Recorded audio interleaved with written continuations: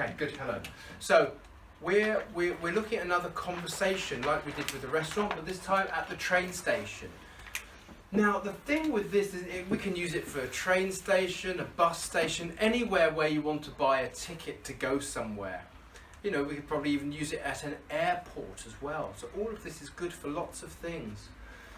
Now, we wrote a script together and then you started adding some great stuff to it. So I want to take you through it slowly. So the man behind the counter, he says, "How can I help?" Or, "Well done, can I help you?" Really good. And then we ask, "Can I have a ticket to Brighton, please?" Or, "I would like a ticket." I heard that as well. I would like. That's really polite. "Can I have a ticket to Brighton, please?" "Yes, you can." "No, you can't." "No, don't ever say no if you're always yes." "Yes, of course," they say. "Yes, of course, sure."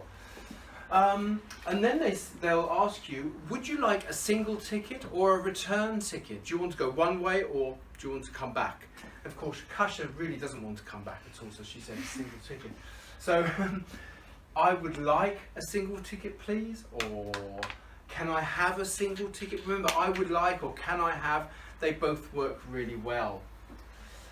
Then we looked at the how much question and lots of things came. Firstly, the standard stuff. How much is a single ticket using the verb to be? Then I asked you about the other way of doing it using the present simple. How much does it cost?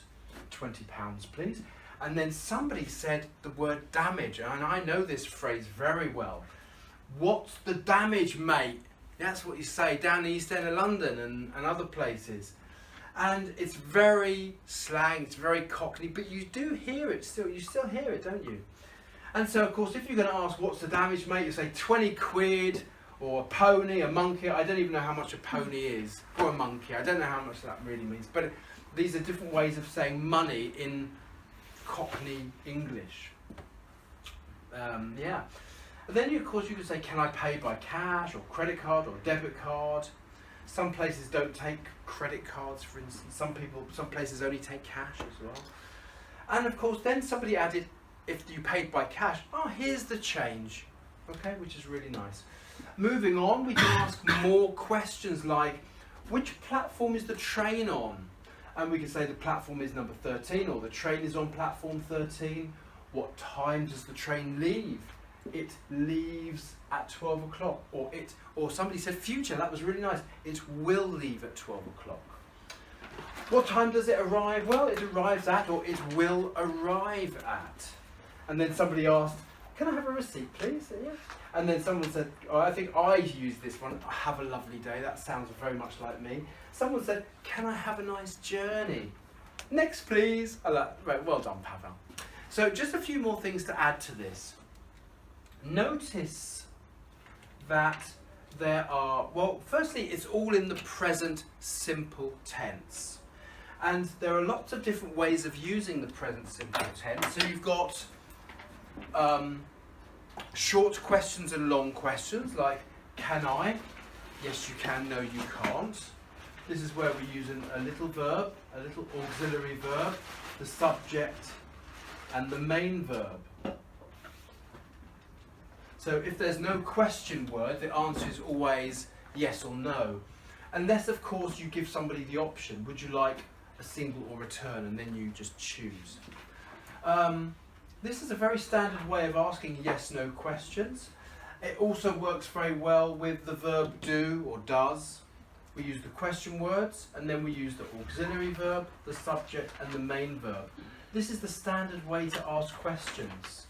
You'll see it all the time here. What time does the train leave? We have the question words, the auxiliary verb, the subject, and the main verb. The only time this changes is when you use the verb to be.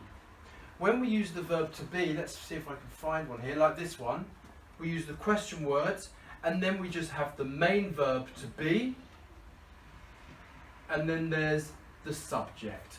So when we use the main verb to be, it's the only verb. We don't use any other verb. But if you use would or can, these are auxiliary verbs, but they're called modal verbs. So remember that we can also ask questions in present simple using lots of different verbs like can, or would, or even will.